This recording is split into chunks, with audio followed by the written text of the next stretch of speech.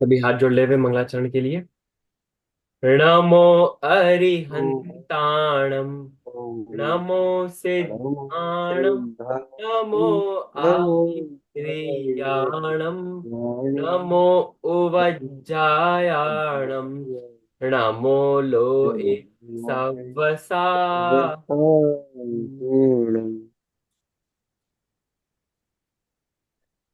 आज हम कषाय वाले पाठ को पढ़ने वाले हैं।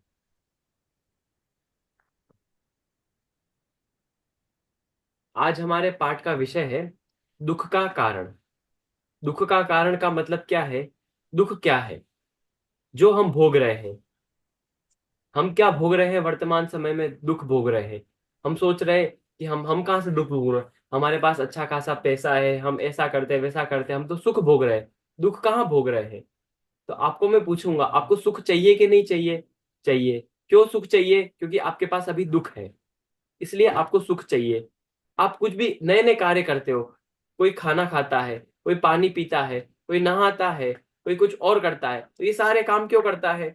सुख की प्राप्ति के लिए और दुख को मिटाने के लिए। जो उसको दुख प्राप्त हो रहा है, इसका मतलब उसके दुख पाए जा रहे हैं। और जो सुख पाया जा रहा है वो वास्तविक सुख तो है नहीं। कौन सा सुख है? सुख का आभास बोल देते हैं। हमें लग रहा है सुख के जैसा है, पर असली में वो सुख है नहीं। थोड़ा बहुत हमें जो बाहर में सुख मिल जाता है वो सुख नहीं है। तो असली में दुख है जो हम अभी भोग रहे हैं। तो ये दुख के कारण क्या है? क्यों हम दुख भोग रहे हैं? तो दुख का कारण बताया कषाय। कषाय दुख के कारण है। अब देखना यहाँ पर, कषाय मतलब क्या होता है? इसकी अगर संस्कृत से व्युत्पत्ति करें तो कषयति, जो कसता है। कसता है का मतलब जो बांधता है, जो संसार में बांधता है, दुखों में बांधता है, आत्मा को दुख देता है, उसे क्या कहते हैं? कषाय कहते हैं। कषाय। अब देखो, जितने भी हमारे विकारी भाव है वही हमें दुख दे रहे हैं। बाहर की सामग्री कोई हमें दुख नहीं दे रही, तो दुख कौन दे रहा है? हमारे ही अपने विकारी परिणाम। मैंने आपको विकारी परिणाम समझाया था ना, क्या होता है विकारी परिणाम? जितने भी हमारे अंदर के बुरे विचार है, बुरे जितने विचार हैं। भी बुरे भाव है, वो सारे क्या है? विकारी भाव। विकारी भाव है। जैसे कि हिंसा करना, चोरी करना, ये सारे विकारी भाव है कि नहीं है? विकारी भाव है। उसी प्रकार उन सारे के सारे विकारी भावों को चार कैटेगरीज में डिवाइड कर दिया। उनको, उन चारों को ही बोलते हैं कषाय। मतलब सारे विकारी भाव इन चार के अंदर अंदर क्या हो गए?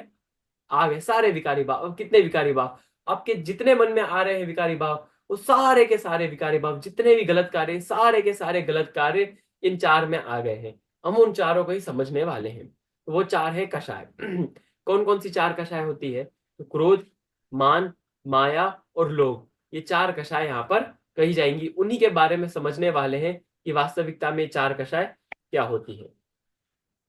यहाँ पर सबसे पहले क्या लिखा है?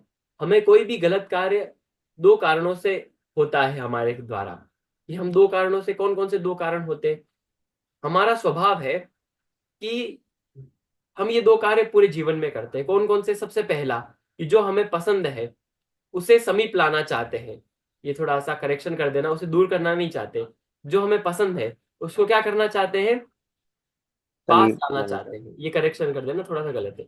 और जो हमें बुरा लगता है उसे क्या करना चाहते हैं? हैं, दूर करना दूर चाहते करना चाहते हैं। अब यही हमारी प्रवृत्ति है। आप पूरे जीवन में देख लो, हम क्या कर रहे हैं? रोजाना रोजमर्रा के जीवन में देख लो, हम ये जो जो अच्छा लग रहा है वो मेरे पास आ जाए, और जो ये अच्छा नहीं लग रहा है ये मेरे से दूर चला जाए। ये मेरे को अच्छा नहीं लग रहा है ये दूर चला जाए, ये दूर चला जाए, और ये अच्छा लग रहा है पास आ जाए। बस यही हमारी प्रवृत्ति है। इसमें जो पहली वाली प्रवृत्ति है कौन सी? जो हमें अच्छा लग रहा है उसको पास में लाने की प्रवृत्ति, इसको बोलते हैं राग। और जो हमें बुरा लग रहा है उसको जो हम दूर करने की भावना कर रहे हैं उसको हैं। बोलते हैं द्वेष। तो राग और द्वेष किसी राहुल। का नाम है। तो राग की क्या परिभाषा हुई? जो हमें अच्छा लगे उसे पास लाने का भाव, इसे राग कहते हैं। जो हमें बुरा लगे उसे दूर करने का भाव, इसे द्वेष कहते हैं। अब समझ में आया राग और द्वेष किसे कहते हैं? तो भैया मोह को भी तो राग ही बोलेंगे ना, जो मोह होता है किसी चीज का। हाँ हाँ।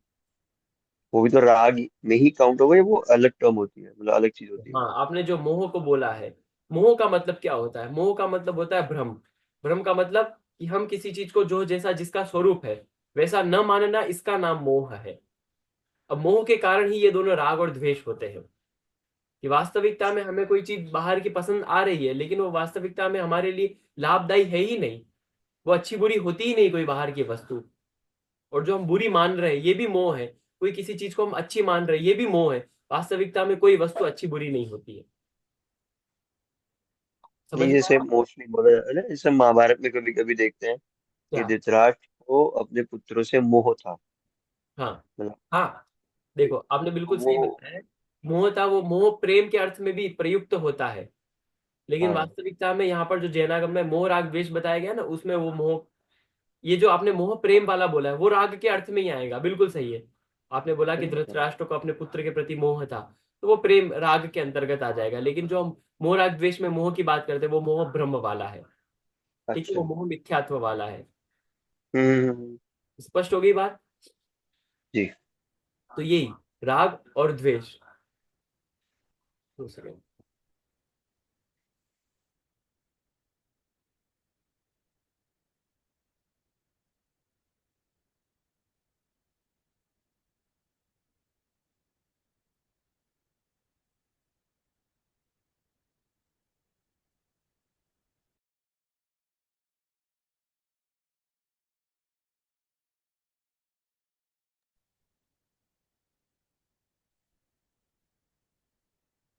स्पष्ट हो गया राग और द्वेष। अब देखो, हमने क्या कहा, सारे विकारी भावों को चार में कैटेगराइज कर दिया। कौन कौन से? क्रोध मान माया लोभ। अब उन चारों को भी दो में कर दिया। कौन कौन से? राग और द्वेष में। राग जैसे और कि द्वेष। हाँ, उन चारों को भी कर लिया। वो कैसे किया वो हम आगे समझने वाले हैं। उससे पहले यहाँ पर देखो कि जैसे किसी के बारे में गलत सोचना, तो गलत हम क्यों सोचते हैं किसी के बारे में? ये गलत सोचना भी एक विकारी परिणाम है ना। तो क्यों करते हैं? जी। कि जो हमें पसंद है उससे पास करना चाह रहे हैं, या फिर कोई हमें बुरा लग रहा है तो उसे दूर करना चाहते हैं, तो उसके बारे में गलत सोचते हैं। झूठ क्यों बोलते हैं? कोई हमने किसी की वस्तु ले ली, हाँ। उसके बारे में बोलते हैं कि नहीं नहीं हाँ। मैंने नहीं चुराई। इस प्रकार का झूठ बोल रहे, क्यों बोल रहे? क्योंकि जो हमें पसंद थी वो हमने ले ली है। तो इस प्रकार बहुत प्रकार के भाव हो सकते हैं। रोना भी इसी कारण होता है। चोरी करना, अधिक पैसे जोड़ना, चुगली करना, धोखा देना, ये सारे गलत कार्य दो ही कारणों से होते हैं। और वो दोनों कारण आपके सामने है, एक राग और एक द्वेष। तो देखो, वही परिभाषा भी यहाँ पर सामने आ चुकी है आपके। राग, जो वस्तु इष्ट लगे, अर्थात अच्छी लगे, उसे चाहना, चाहने की इच्छा करना, ये राग। द्वेष, जो वस्तु अनिष्ट लगे या बुरी लगे उसे दूर करने का भाव, उसे बोलते हैं द्वेष। फिर ये राग द्वेष जीव को कसते हैं, मतलब दुख देते हैं और दुखा करते हैं। इसलिए इन राग द्वेष के कारण जीव कषाय करता है। तो मतलब देखो क्या कहा, दुख का क्या कारण है? राग और द्वेष। हाँ, राग और द्वेष है। सबसे पहले कषाय। दुख का कारण क्या है? कषाय। अब कषाय भी किसके कारण हो रही अच्छा। है? राग, अच्छा। राग और द्वेष के हाँ, राग कारण। और द्वेष। इसलिए राग और द्वेष को सबसे मूल कहा है। ठीक है। जी। अब देखो, कषाय किसे कहते हैं? सबसे पहले, जो आत्मा को कसे अर्थात दुख दे उसे कषाय कहते हैं। स्पष्ट है? जो जो जी। आत्मा को दुख दे रहे हैं वो सारे विकारी परिणाम। जैसे आप किसी के बारे में गलत सोच रहे हो, या दूसरों को तो बाद में बुरा करेंगे, लेकिन सबसे पहले आपका बुरा कर रहे हैं। तो सबसे पहले किसको दुख दे रहे हैं? अपनी आत्मा को। बराबर। जो अपनी आत्मा को कस रहा है, जो अपनी आत्मा को ही दुख दे रहा है। जैसे हमने आज कोई पाप का परिणाम कर लिया, चोरी कर ली, हमको लग रहा है चोरी करने में क्या कस रहा है, हमें क्या दुख दे रहा है चोरी करने में? देखो, प्रत्यक्ष तो कोई नुकसान होगा ही होगा, लेकिन बाहर में भी नुकसान होगा। बाद में क्या नुकसान होगा? कि आप वो जो पाप इकट्ठा कर रहे हो चोरी करके, पाप इत्यादि करके, तो उसका फल कर्मों के रूप में आपको निकलेंगे। कर्मोदय के रूप में उसका फल आपको भोगना पड़ेगा।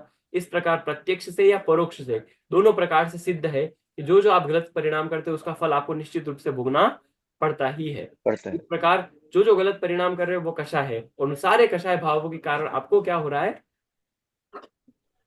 दुख उत्पन्न हो रहा है। उत्पन्न हो रहा स्पष्ट है? तो ये परिभाषा याद करने योग्य है। जो आत्मा को कसे अर्थात दुख दे उसे कषाय कहते हैं। याद होगी? है।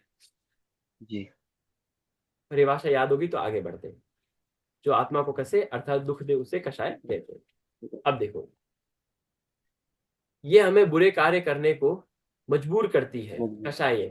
क्रोध मान माया लोभ है, इनके कारण हम गलत कार्य कर रहे हैं ना, तो ये हमको मजबूर करते हैं गलत कार्य करने को। ये ना चाहते हुए भी हमें गलत मार्ग पर ले जाती है। कौन? कषाय। क्रोध। अच्छा। हमें किसी को मारना अच्छा नहीं लगता, किसी को पीटना अच्छा नहीं लगता, लेकिन जब क्रोध हावी हो जाता है तो हम किसी को चाटा मार देते हैं, कुछ भी गलत काम कर देते हैं। किसके कारण करते हैं? क्रोध के कारण। हम चाहते हैं किसी का तो भला बुरा हो, किसी को हम मारे, ऐसा चाहते हैं हम। लेकिन क्रोध आ जाता है तब क्या होता है? हावी हो जाता है वो चीज। हाँ, वो चीज हावी हो जाती है और हम मारते भी हैं किसी को। जब मान मान कषाय क्या होती है? घमंड। जब हमें घमंड आ जाता है, हम किसी को नीचा दिखाना चाहते कि नहीं चाहते? किसी के बारे में गलत गलत फैलाते कि नहीं? जो हमारे से ऊंचा हो उसके बारे में गलत फैलाते, अरे ये कोई अच्छा पुरुष नहीं है तो ऐसे ही है, इनकी बात मत सुनना, ऐसे ऐसे करके गलत बात फैलाते। हम किसी के बारे में गलत हम्म। फैलाना चाहते, किसी की चुगली करना चाहते हैं। नहीं, लेकिन जब मान कषाय हावी हो जाती है तब हम करने को उद्यत हो जाते हैं। माया, मायाचारी। अब मायाचारी में हम गलत तरीके से कार्य की सिद्धि करना चाहते हैं। आपने सुना पैसा होगा। कमाना चाहिए। हाँ, हाँ। गलत तरीके से पैसा कमाना, ज्यादा से ज्यादा गलत संग्रह तरीके से करना पैसे पैसों कमाना का। इत्यादि। वस्तुतः हम ये करना नहीं चाहते, लेकिन जब माया हम्म। कषाय हावी हो जाती है तो हम तब कर लेते हैं उसके पीछे पीछे। लोभ। लोभ मतलब अधिक संभरण करने की इच्छा, कि ये मेरे पास आ जाए, ये मेरे पास आ जाए, ये सब मेरे पास आ जाए। इसके लिए कितने लोग चोरी करने लग जाते हैं, गलत गलत प्रकार से कार्य करने लग जाते हैं। क्यों? ये सब क्यों कर रहे हैं? उसके पीछे लोभ का परिणाम है कि नहीं, मुझे ये भी चाहिए, वो भी चाहिए, इकट्ठा करने की भावना, ये लोभ का परिणाम। तो इन चार कषाय जब आपके हावी हो जाती है तब तब आप गलत कार्य करने के लिए भी उद्यत हो जाते हो। ज्यादा। तो इसलिए ये चारों कषायों को छोड़ना चाहिए। तो कहा, कषाय कितनी होती है? हम बाल्यकाल से ही पढ़ते आ रहे हैं, कषाय चार होती है। दुखदायक कषाय चार प्रकार की होती है। क्रोध, मान, माया और लोभ। चित्र से भी आप समझ रहे हो, क्रोध माने गुस्सा करना, मान माने घमंड दिखाना, माया मतलब मायाचारी का परिणाम, छल कपट का परिणाम, लोभ का मतलब संवरण, अधिक संवरण करने की इच्छा, अधिक इकट्ठा करने की परिणाम। ये सारे लोभ के अंतर्गत आ जाएंगे। अब हम चारों कषायों जी। को क्रमशः समझते हैं। सबसे पहली कौन सी कषाय है? क्रोध कषाय। तो कहते हैं क्रोध किसे कहते हैं? क्रोध, गुस्सा करने को क्रोध कहते हैं। अब गुस्सा करना मतलब किसी पे हम, चिल्लाना। हाँ, किसी को किसी पे। चिल्लाना, किसी को मारने पीटने का भाव, ये सब किस में आ जी। जाएंगे? क्रोध। क्रोध के अंतर्गत आ जाएंगे। तो इस प्रकार क्रोध को हमने समझा। ये बहुत स्पष्ट ही है, सरल सी परिभाषा है। आज इस पाठ को पूरा ही कर देंगे, सरल है वैसे। फिर आगे, अब हमें क्रोध क्यों आता है ये प्रश्न। जब हमें लगता है कि किसी ने मेरा बुरा किया या मेरा काम बिगाड़ा। देखो, बहुत वैज्ञानिक बात की है। हमें क्रोध क्यों आता है? जब कि हमें जब कोई ऐसा हमारी लगता है बात कि ना सुने। मेरा काम ये कर रहा था मैं चुपचाप, अब इसने बीच में आके टांग अड़ा दी, अब मेरा सीधा सीधा काम हो रहा था, बीच में आके बोलने लग गया, ये करने लग गया, हमें क्या आने लग जाता है वहां पर? गुस्सा आने लग जाता है। क्रोध। तो इसी को यहाँ पर कहा कि जब हमें लगता है कि किसी ने मेरा बुरा किया है या किसी कोई मेरा हम्म। बुरा करना चाह रहा है, तो उसके ये मेरा बुरा करेगा, ये मेरा ये करेगा, इस प्रकार का परिणाम आने लग जाता है। या कोई हमारा काम बिगाड़ दे, तो इन दो कारणों से क्रोध आ जाता है। फिर आगे, जैसा हमने सोचा वैसा ना होकर कुछ और हो जाता है। हम करना चाहते थे ऐसा काम, लेकिन हो गया वैसा काम। अब हमें क्या आता है? अब हमें क्रोध। गुस्सा आता है। बस वही क्रोध है। किसी को मारने का भाव आता है, क्यों ऐसा मेरा काम हो गया, क्यों हो गया? तो इस प्रकार क्रोध के परिणाम आते हैं। हाँ, बोलिए। भैया जैसे कि अब हम किसी के साथ कुछ गलत होते हुए देखते हैं। हाँ, फॉर एग्जाम्पल कि जैसे मैं रोड से जा रहा हूँ, मैंने देखा कि कुछ बच्चे जो है एक कुत्ते को पत्थर मार रहे हैं। हाँ। ठीक है। तो वहां पे वो क्रोध आना क्या मतलब सही है, या वो चीज जैनागम के हिसाब से गलत है?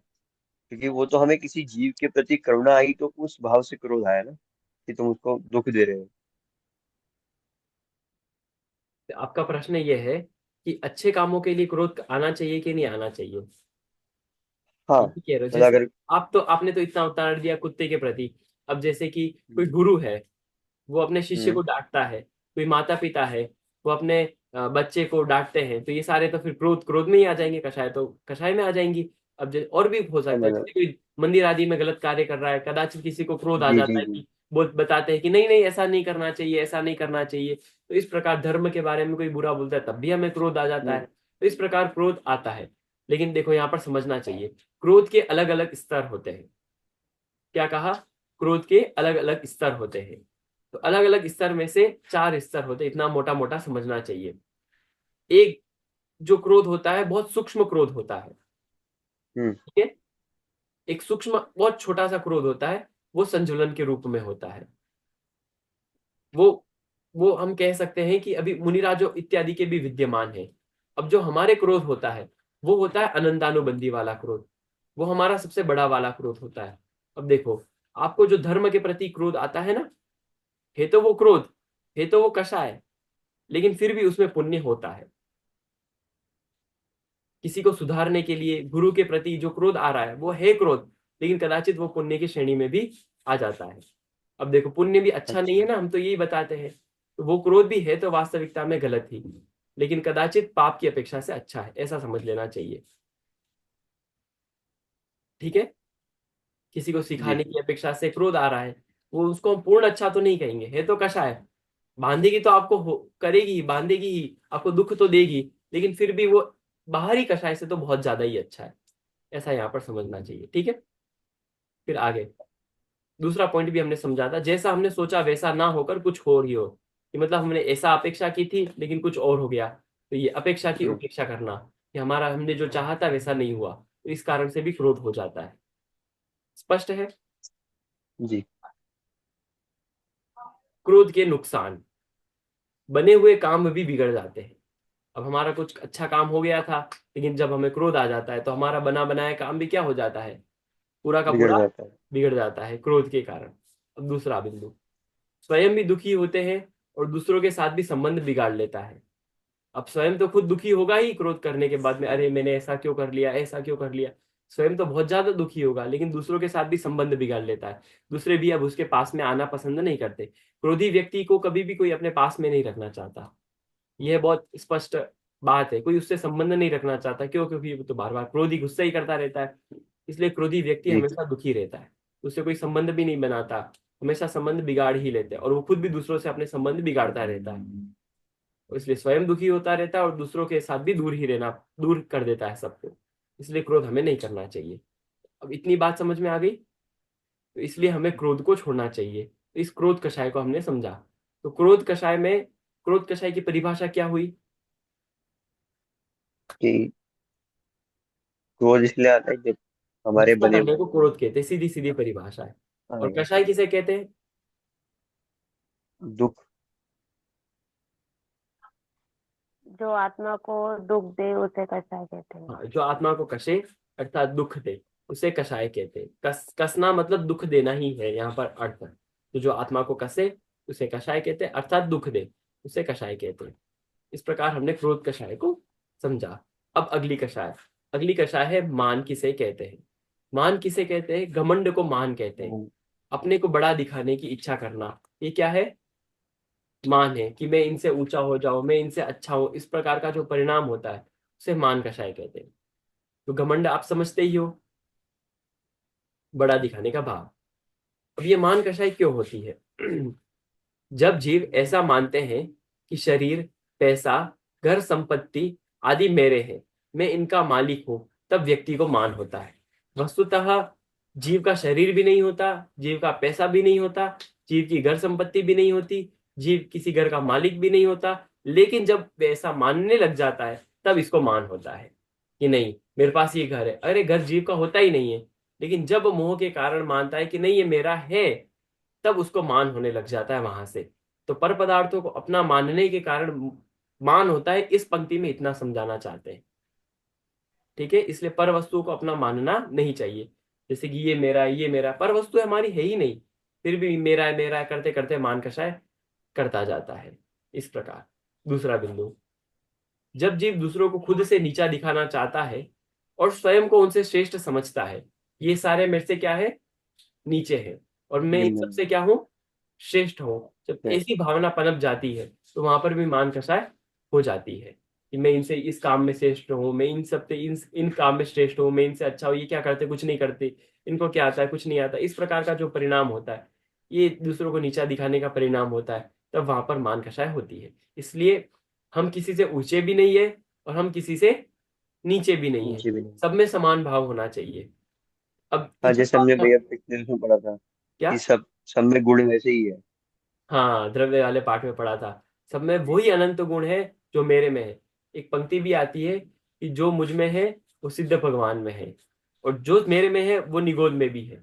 अब निगोद के जीव में हम्म, भी उतने ही अनंत गुण है जितने मेरे में है, और मेरे में जितने अनंत गुण है उतने ही सिद्ध भगवान में, सभी समान है। योग्यता के ऊपर है बस। हाँ, वो पर्याय में बस शुद्धि अशुद्धि की बात है।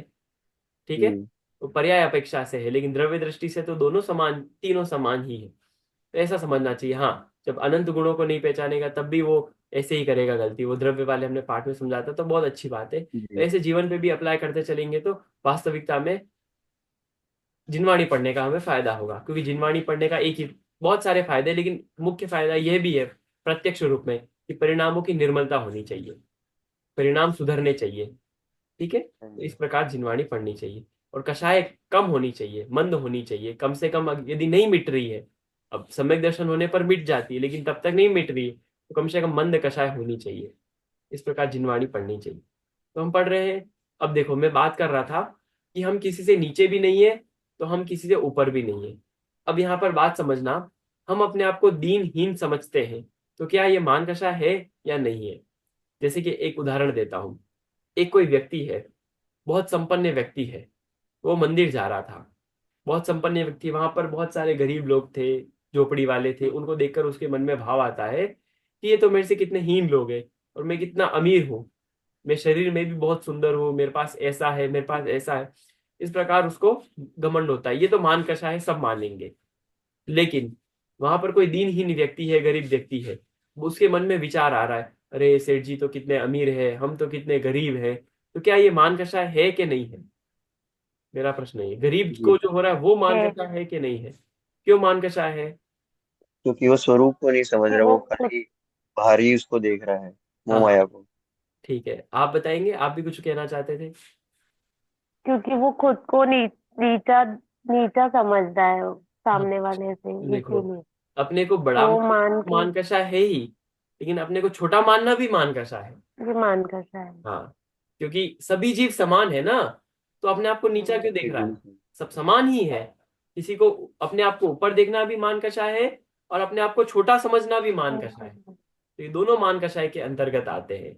इतनी बात यहाँ पर समझनी चाहिए। तो उस गरीब को भी, यदि वो दीनहीन व्यक्ति भी ऐसा सोचता है कि नहीं, मैं तो बहुत छोटा हूँ, मेरे पास कुछ नहीं है, धन संपत्ति नहीं है, सभी मेरे से आगे हो गए हैं, मेरे पास कुछ सामग्री नहीं है भोजन के लिए, इस प्रकार का यदि वो भाव करता है, तो भी वहां पर वो मान कषाय है, क्योंकि वो अपने आप को समान दूसरों से नहीं देख रहा है।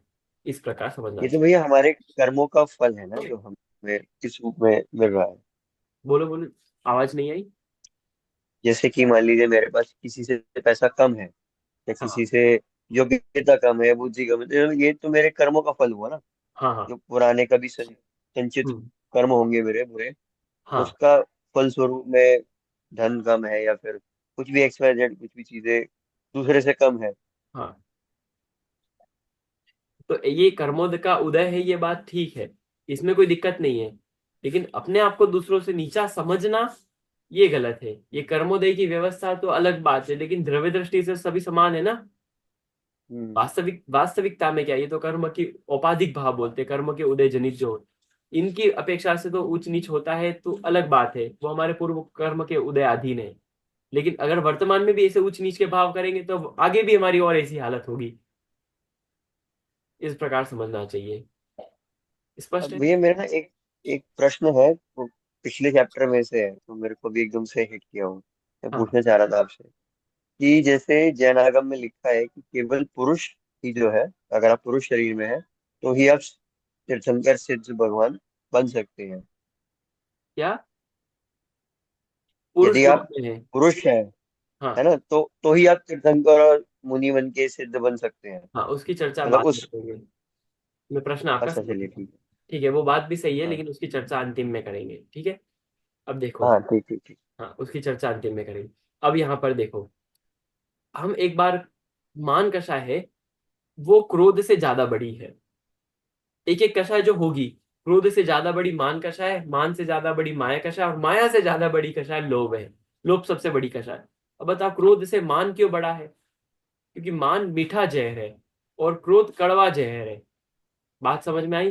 क्रोध, हम्म, हम स्पष्ट रूप से दिखता है कि क्रोध गलत है, लेकिन हम मान कषाय को मीठा जहर मान के पीते जा रहे हैं, और बाद में ये हमें क्या कर रहा है, अंदर से धीरे धीरे मारता जा रहा है। और हमें जब इसका स्वाद चखते हैं, जब हम किसी मंच इत्यादि पर बैठते तब हमें कैसा लगता है? तब तो हमें बहुत ज्यादा अच्छा लगता है। कोई हमें मान सम्मान मिलता है तब हमें कैसा लगता है? बहुत ज्यादा अच्छा लगता है। तब मान कषाय कैसी लगती है? एकदम मीठी मीठी लगती है। लेकिन जब इसके परिणाम का जब फल मिलता है तो कैसा लगता है?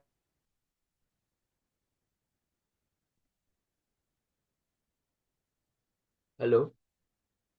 जी भैया, आपकी शायद नेटवर्क का कुछ हाँ इशू था, नेटवर्क। आपकी आवाज अचानक से बंद हो गई थी। हाँ, नेटवर्क का इश्यू हो गया था।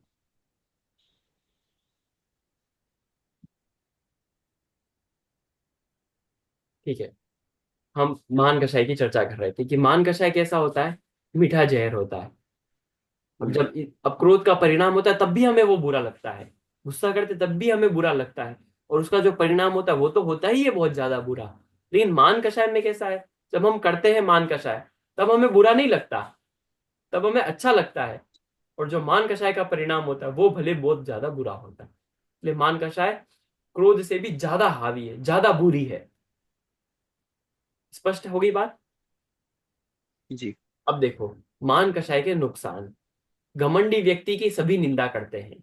अब देखो, क्रोधी व्यक्ति की तो निंदा करते ही हैं, लेकिन घमंडी व्यक्ति के बारे में, जो अपने बारे में बहुत ज्यादा बड़ा चढ़ाकर बोलता है कि मेरे पास ऐसा है ऐसा है, उसकी बताओ क्या हम निंदा नहीं करते हैं?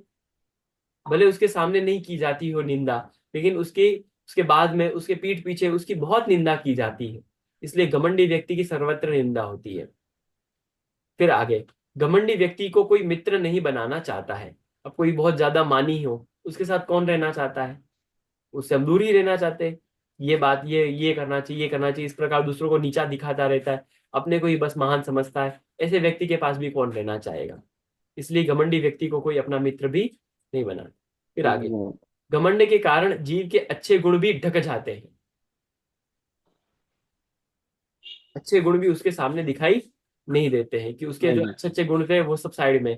इसमें घमंड है तो ये गलत है। कोई देख लो, कोई बहुत सज्जन पुरुष हो, उसमें बहुत सारे अच्छे गुण हो, वो नहीं दिखते, लेकिन घमंड है, इसमें घमंड है तो सारे गुण ढक जाते हैं। जैसे कि एक किसी का सफेद वस्त्र पहना हुआ कोई व्यक्ति हो, उस पूरे सफेद वस्त्र में एक छोटा सा दाग हो तो कैसा लगता है? सफेद वस्त्र पूरी जगह से हम्म। सुंदर है वो नहीं दिखेंगे, लेकिन एक छोटा सा दाग है वो दिख जाएगा, भले काला। और क्या बात होगी? इन्होंने गंदे वस्त्र पहने, भले सारी तरफ से स्वच्छ, बस एक काला दाग है। उसी प्रकार घमंड के साथ भी होता है। यदि सारे अच्छे गुण हैं तो सारे के सारे अच्छे गुण तो एक तरफ रह जाते हैं, लेकिन यदि आप में घमंड है तो वो सबसे आगे हाईलाइट हो जाता है। इसलिए घमंड के कारण जीव के अच्छे गुण भी ढक जाते हैं, वो भी बुरे बनकर सामने आते हैं। इसलिए घमंडी भी नहीं होना चाहिए। इस प्रकार मान कषाय को समझा। तो मान कषाय किसे कहते हैं? तो घमंड को मान कषाय कहते हैं। ये इसकी परिभाषा हुई। स्पष्ट हो गया? जी। अगला, माया कषाय किसे कहते हैं? माया कषाय छल कपट को माया कहते हैं। ठीक है। गलत तरीके से कार्य जी। करने की इच्छा, इन सबको मायाचारी कहते हैं। अब देखो, झूठ बोलना भी शायद इसी में आएगा भैया। देखो हाँ, अब अलग अलग प्रकार से है। ठीक है, झूठ बोलने कौन किस प्रकार से झूठ बोल रहा है, किस प्रकार से कर रहा है, वो उसके ऊपर डिपेंड करता है। लेकिन हाँ, अधिकतर झूठ भी मायाचारी के अंतर्गत ही आएंगे। कि वो अपनी चीजें छुपाना चाह रहा है, बाहर में कुछ और अंदर से कुछ और दिखाना चाहता है। अरे, फिर से समस्या आ रही है नेटवर्क की।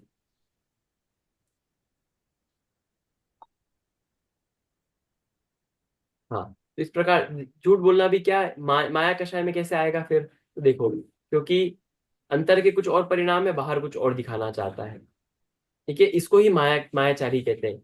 कि अंदर में कुछ और सोच रहा है, नहीं किसी के बारे में कुछ और बोल देता है, तो ये झूठ बोलना भी मायाचारी के अंतर्गत आएगा मुख्य रूप से। लेकिन अगर क्रोध में झूठ बोल रहा है तो अलग फिर होगा, इस प्रकार से समझना चाहिए। मुख्य रूप से मायाचारी में आएगा।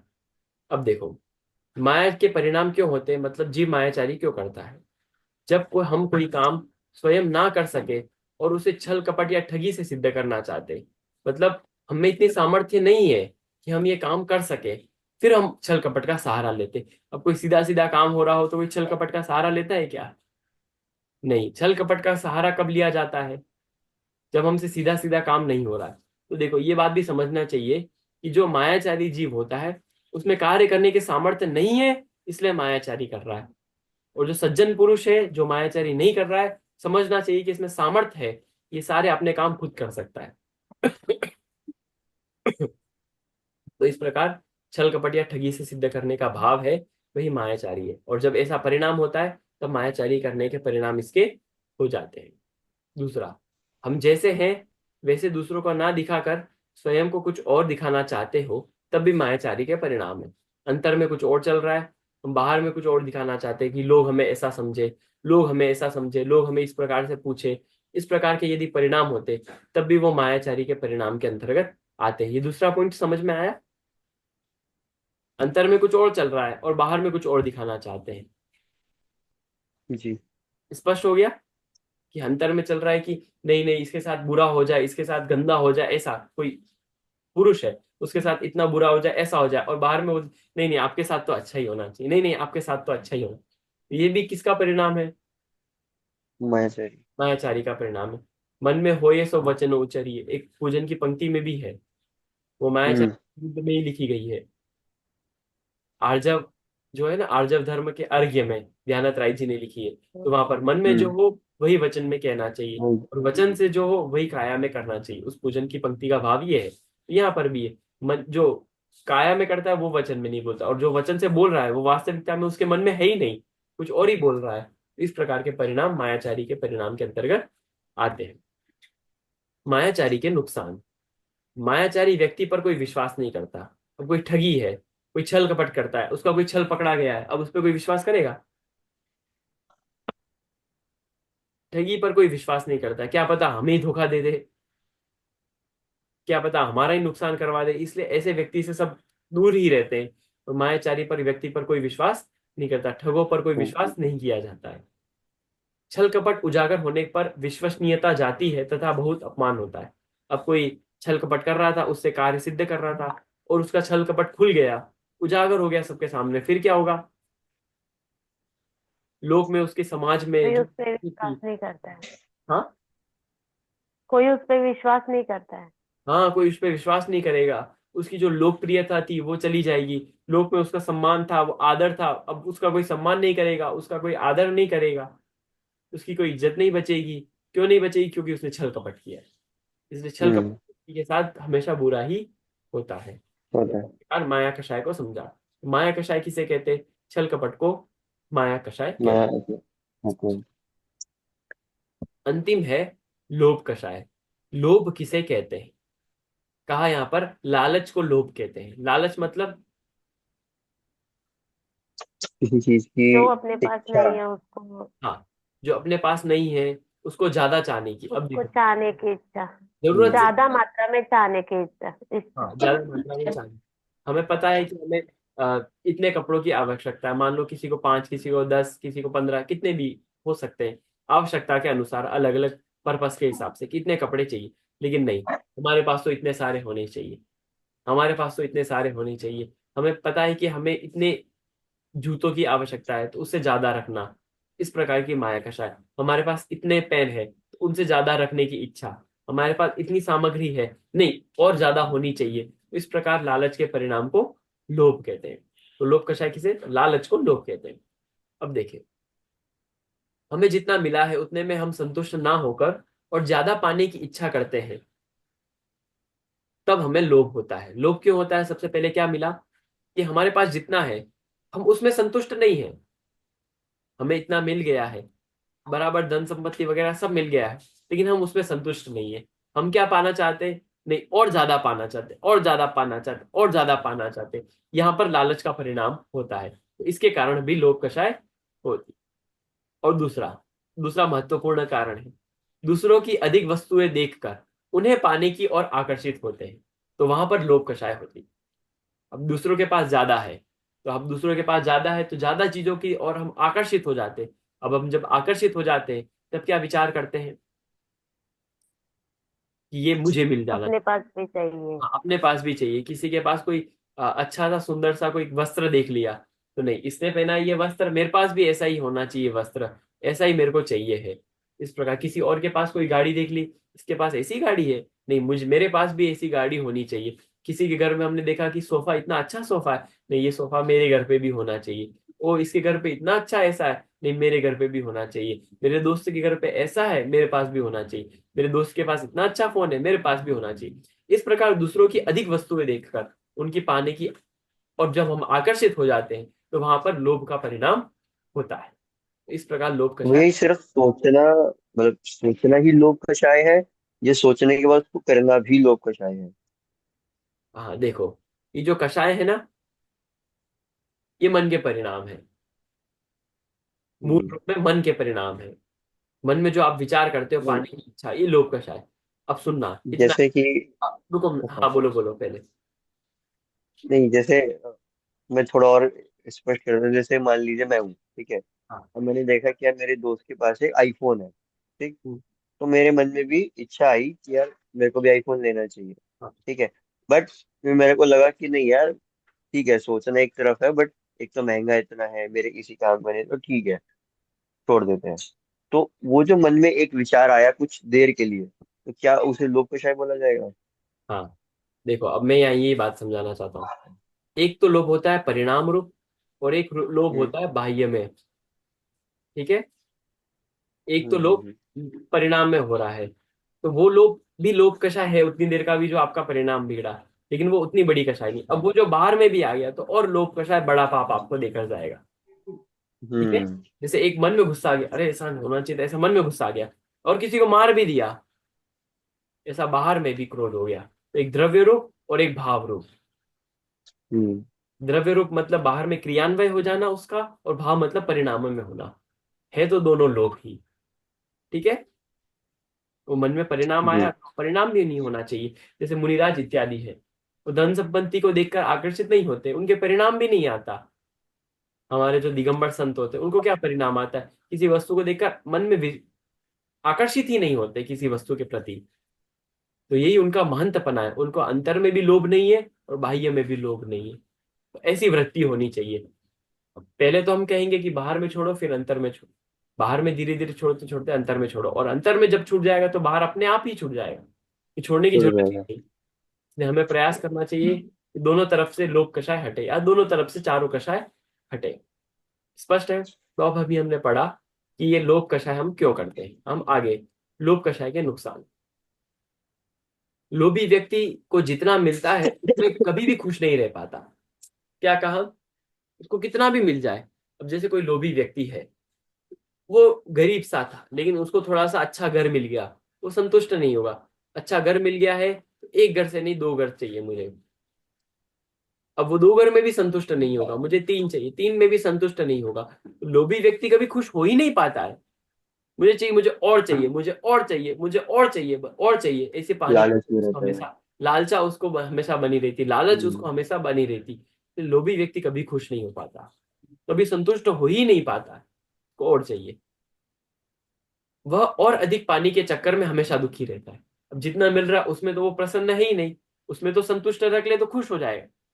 पर नहीं, और पाने की इच्छा इच्छा करते करते वो हमेशा दुखी रहता है, भले बाह्य में उसकी बहुत सारी संपत्ति क्यों ना हो जाए, इन फिर भी दुखी रहेगा, क्योंकि उसको और ज्यादा पाने की इच्छा उसके बनी हुई है। ठीक है।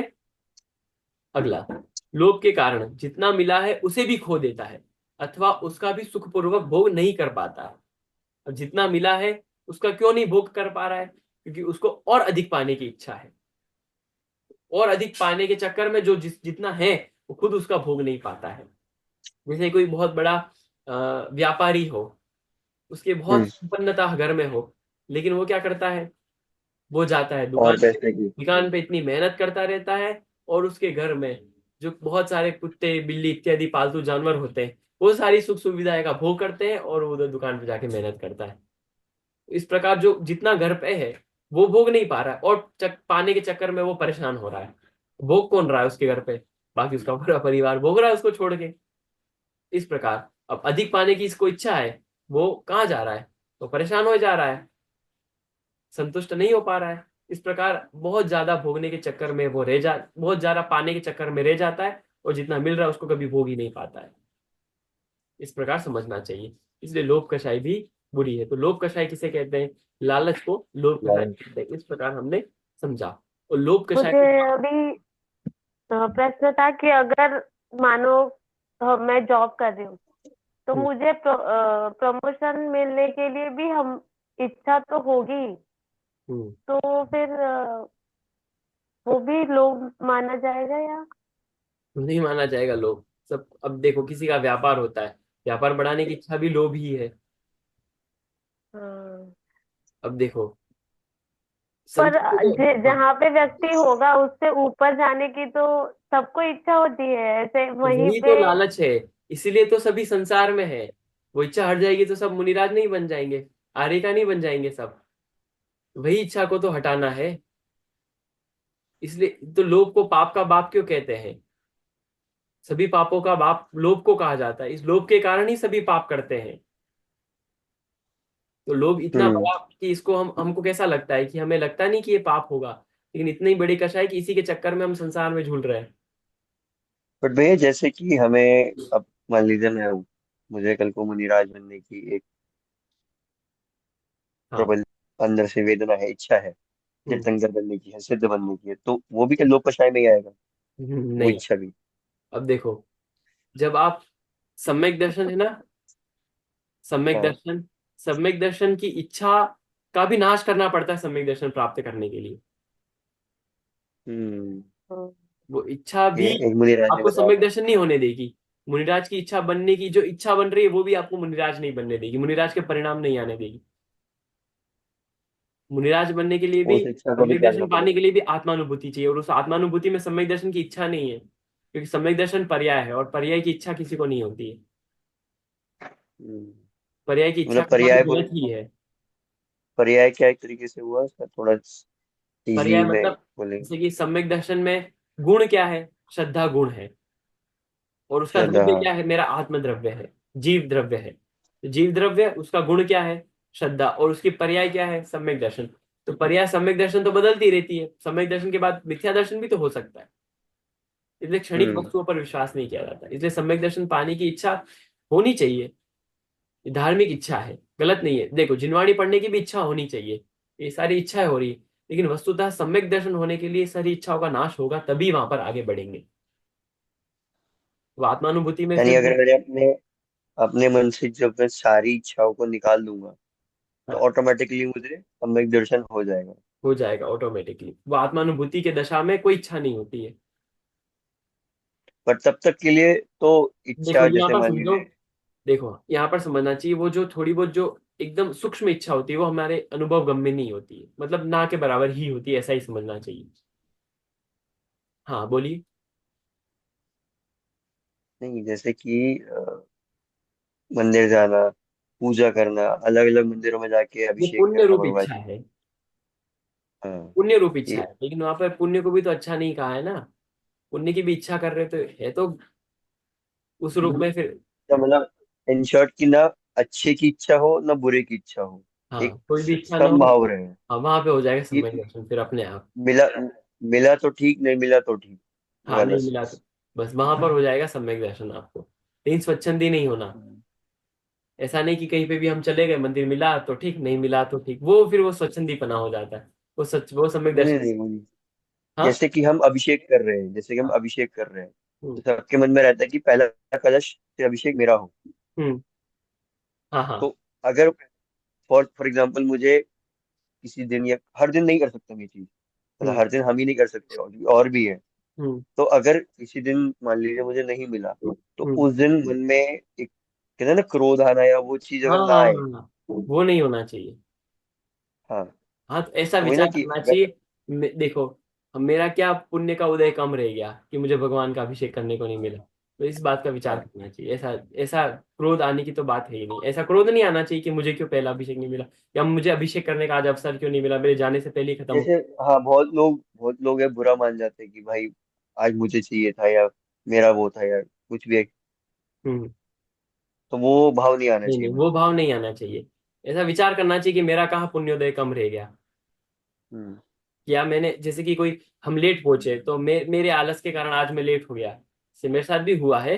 जैसे कि मैं घर पे था, प्रक्षाल करने के लिए निकल रहा था। अब कोई धोती और वस्त्र पहने, ऊपर का पहने निकल रहा था, और मेरे से कुछ वस्तु टच हो गई, कपड़े की कुछ वस्तु, जो भी है। जिसके कारण मैं पूरा हाँ हाँ। अशुद्ध हो गया और मैं भगवान का अभिषेक नहीं कर। उस दिन मुझे गुस्सा नहीं आया, लेकिन ऐसा हुआ कि मेरे आज पुण्य के उदय में कुछ कमजोरी हो गई है, मतलब मेरा पुण्य हम्म। का उदय जो है वो क्षीण हो गया है। तो मुझे आज भगवान को स्पर्श करने का मौका नहीं मिला। तो ऐसा विचार करना चाहिए। ऐसा क्रोध आने की तो बात है ही नहीं। ठीक है, ऐसा विचार करना। जी। आगे, अब ये तो पढ़ लिया हमने, लोभ के नुकसान भी देख लिए। अब हाँ, मैंने आपको स्टार्टिंग में कहा था कि सारी कषाय को भी दो भागों में विभाजित कर दिया है, या सारी कषाय भी दो कारणों से होती है। क्रोध और जो मान कषाय है वो द्वेष के अंतर्गत आती है। माया और लोभ कषाय है वो राग के राग अंतर्गत। के अंदर। कैसे आती है? क्रोध में हम क्या करना चाहते हैं? किसी वस्तु को दूर सामने का भगाना चाहते हैं। नुकसान। चाहते कि नहीं चाहते? जी। तो ये द्वेष हो जाएगा। द्वेष के अंदर क्या कहा था? जो वस्तु को अपने जो से हम नहीं चाहते वो दूर उसे करते हैं। दूर हाँ, कर। दूर करने की इच्छा। तो ये क्रोध में भी हम यही करते हैं, तो वो द्वेष के हम्म। अंतर्गत आ जाएगा। मान में क्या होता है? हम सबको नीचा दिखाना चाहते हैं।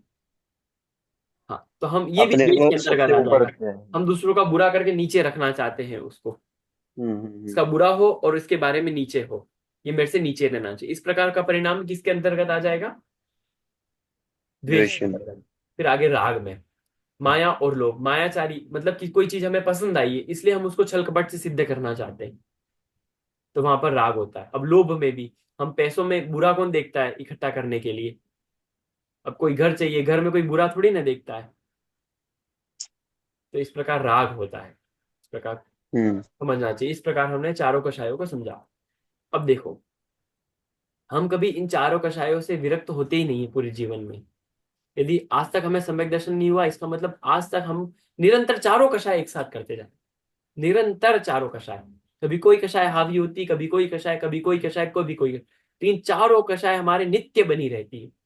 तो देखो हमारा जीवन कैसा है, कभी पुण्य रूप हो जाती है, कभी पाप रूप हो जाती है, कभी मंद हो जाती है। कभी कभी, कि कभी कभी क्रोध हमारा एकदम मंद हो जाता है, कभी मान हमारा एकदम मंद हो, लेकिन होता जरूर है। और अभी तक हम्म। हमारा जीवन ऐसे ही कषायों में होता आया है, जिसके कारण हमें दुख हो रहा है। अब हाँ हम हाँ, कहते हैं कि वही। हमारे इतना जीवन में दुख क्यों है? क्यों है? क्योंकि हम कषाय के परिणाम कर रहे हैं, इतने विकारी परिणाम कर रहे हैं, तो उसका फल इन दुखों में ही तो मिलेगा। इसलिए ये जो कषाय के परिणाम है उनको हमें छोड़ना चाहिए, तभी हमें सुख का मार्ग मिलेगा। अब दुख को छोड़ना है तो किसको छोड़ना पड़ेगा? दुख के कारणों को कषाय हो। छोड़ना पड़ेगा। और दुख के कारण बता दिया ना, कषाय है दुख के कारण। इस कषाय को छोड़ देंगे तो अपने आप दुख चला जाएगा। इस प्रकार हमने समझा। अब कषाय को विभाव क्यों कहते हैं? विभाव भी कहते हैं क्योंकि कषाय आत्मा के स्वभाव के विपरीत भाव है। एक होता है स्वभाव और एक होता है विभाव। स्वभाव का मतलब होता है जो आत्मा के खुद के भाव है, और विभाव होता है जो आत्मा के खुद के भाव नहीं है लेकिन किसी और के कारण हो रहे हैं। जैसे श्रद्धान उसका स्वभाव है, ज्ञान उसका स्वभाव है, लेकिन कषाय उसका विभाव है। और स्वभाव के कारण उसका कभी बुरा नहीं होता, विभाव के कारण उसका बुरा होता है। तो कषाय जीव का क्या है? स्वभाव के विभाव, विवाह। विभाव है। विभाव। आत्मा का स्वभाव जानना देखना है, कषाय करना नहीं। कषाय क्या है? विभाव। एक होता है स्वभाव, स्वभाव मतलब खुद का भाव। स्व, स्व मतलब होता है स्वयं, और भाव का मतलब होता है परिणाम। तो स्व के परिणाम, परिणाम। जैसे ज्ञान जानना देखना स्व के परिणाम है। ठीक है, श्रद्धान करना स्व का परिणाम, लेकिन कषाय करना स्व का परिणाम नहीं है, ये पर के परिणाम है, पर के कारण हो रहा है। ये मेरे खुद के परिणाम नहीं है, ये विकारी भाव है। वी भाव, वी मतलब विकारी और भाव मतलब परिणाम, ये विकारी परिणाम कषाय है, इसलिए कषाय को विभाव कहा जाता है। हम्म। फिर अब देखो, हमने इतनी बात की, कषाय को दूर कैसे? अभी। कषाय का नाश करना चाहिए, दुख के कारण है, इनका नाश कर लो, सब हो जाएगा। तो इनका नाश करने के लिए क्या करें हम? क्या इनका सॉल्यूशन है? यहाँ पर सॉल्यूशन दिया है, पढ़ते हैं। वस्तु स्वभाव को समझकर। ये वस्तु स्वभाव क्या होता है? वस्तु किसे कहते हैं? पिछले हमने चैप्टर पढ़ा था पिछला, तो वस्तु किसे कहते हैं, किसका पर्यायवाची है?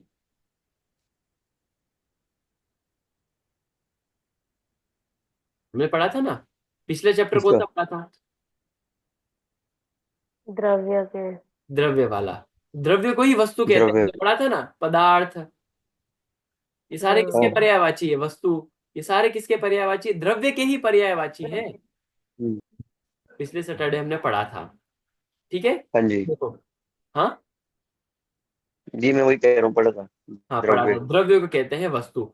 तो द्रव्य स्वभाव को समझकर, अब हमने आपने जो बीच में कहा था ना, वही बात यहाँ पर समझनी चाहिए। अब देखो हम्म। अगला बिंदु समझते हैं कैसे।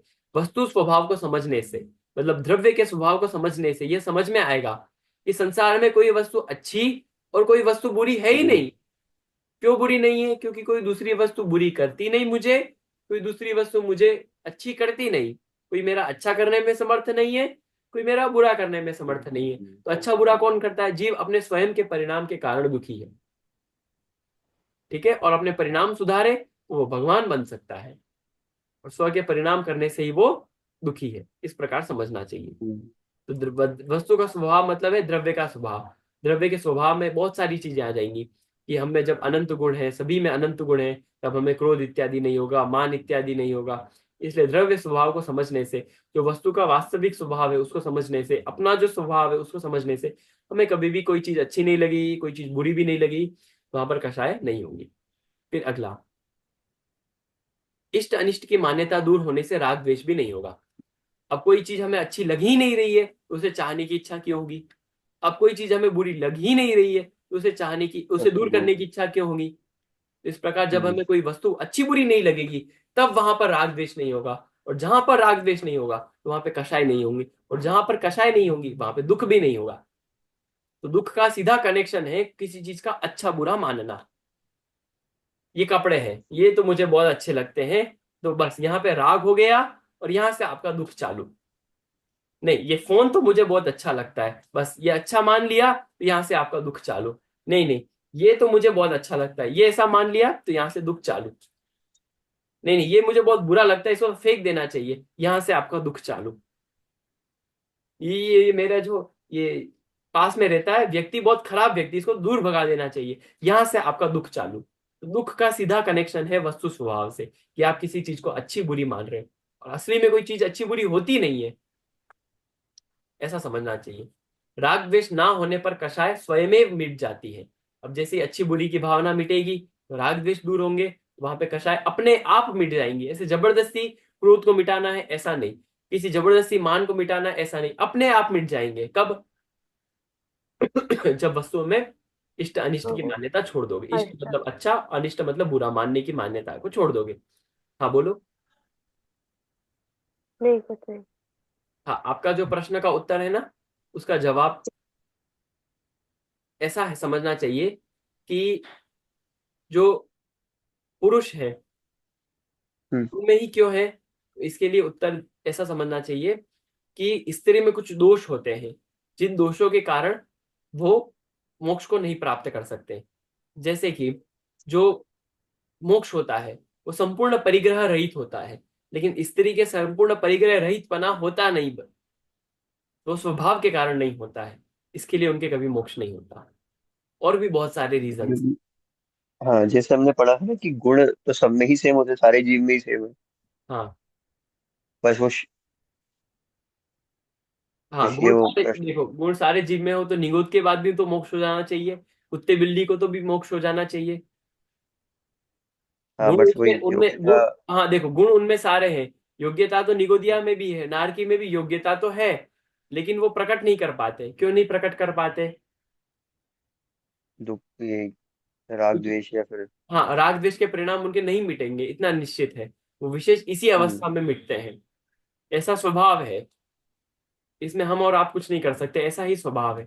अब बोलोगे इनको क्यों नहीं मोक्ष होता? नारकी से सीधा मोक्ष हो जाना चाहिए, उनको भी तो, उनके भी तो अनंत गुण है, उनके अनंत गुण है, लेकिन वो अनंत गुण कभी पूर्णतया विकास को प्राप्त नहीं हो सकते, वो पुरुष अवस्था में ही होंगे। वो कभी पूरा परिग्रह मिटेगा ही नहीं किसी स्त्री के हम्म। स्वभाव के कारण। और भी बहुत सारे कारण हैं, उनको वहां पर जिनागम से समझना चाहिए। और कुछ इस बारे में और विशेष जानकारी चाहिए हो तो मैं आपको व्हाट्सएप पर भेज सकता हूँ इस बारे में। ठीक है, अभी की ठीक है चर्चा जी। को यही विराम करते। इस प्रकार हमने कषायों को समझा, कषाय के दूर करने को भी समझा, उपायों को। इस प्रकार हम प्रयास करें कि हमारे दैनिक जीवन में कषाय कभी भी ना हो। कषाय हो रही हो तो मंद से मंद कषाय हो, तो हमें निश्चित ही धर्म की ओर अग्रसित करेंगे ये परिणाम। ठीक है, आज की कक्षा को यही विराम करते हैं, अंतिम मंगल करते हैं। अनंत धर्मणस्तत्त्वं पश्यन्ति प्रत्यगात्मनः, अनेकान्तमयी मूर्तिर्नित्यमेव प्रकाशताम्। आप सभी को जय जिनेन्द्र। जय जिनेन्द्र।